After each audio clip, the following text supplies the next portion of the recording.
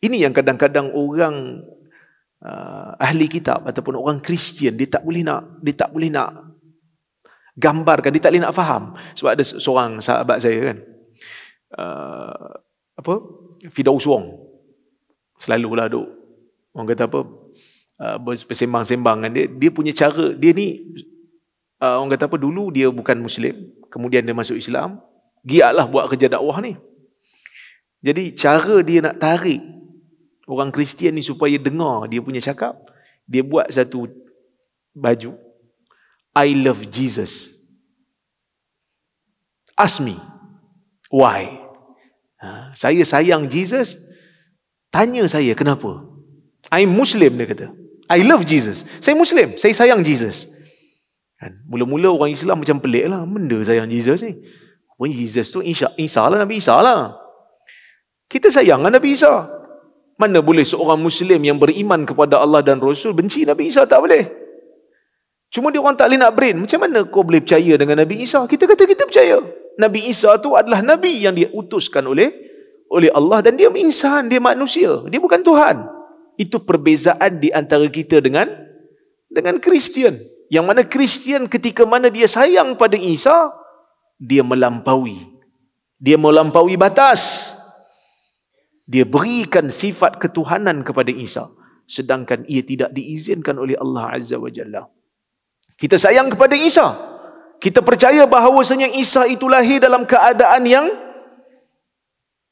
ajaib, kerana dia lahir tidak mempunyai bapa, hanya mempunyai ibu. Tapi kita kata dia tetap insan.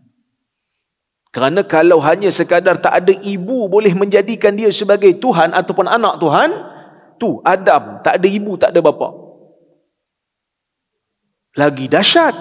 Tetap juga kita mengatakan dia adalah manusia. Mengatakan Nabi adalah manusia bukanlah satu penghinaan, tetapi menyatakan hakikat yang sebenar.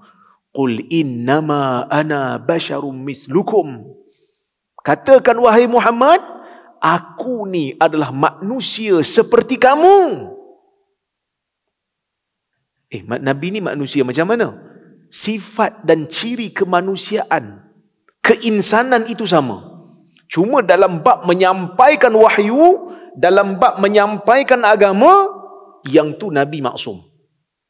Dalam bab nak tablighur risalah, dalam bab menyampaikan agama, Nabi maksum.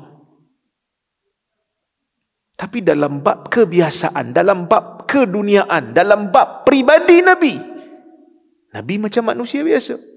Nabi lapar, Nabi sakit, Nabi mengantuk, Nabi lupa. Kan? Nabi lupa. Dalam salat kan ada riwayat yang Nabi lupa. Baru salat 2 rakaat Nabi bagi salam. Lepas tu sahabat tanya, Ya Rasulullah, aqasaratis salah? Ya Rasulullah, adakah salat telah jadi pendek? Nabi kata tak. Salat 2 rakaat. Lepas kata Nabi bangun lagi, tambah lagi 2 rakaat, dan Nabi sujud sahwi. Nak menunjukkan bahawa sifat kemanusiaan Nabi itu ada. Kenapa Allah Ta'ala jadikan Nabi itu lupa dalam urusan pribadinya, dalam urusan keduniaannya? Supaya nak bagi tahu kat kita. Nak bagi tahu kat kita ni, dia adalah insan. Tapi ada hikmah lah sebalik daripada tu. Bila Nabi lupa, Nabi tunjuk cara macam mana nak buat bila terlupa.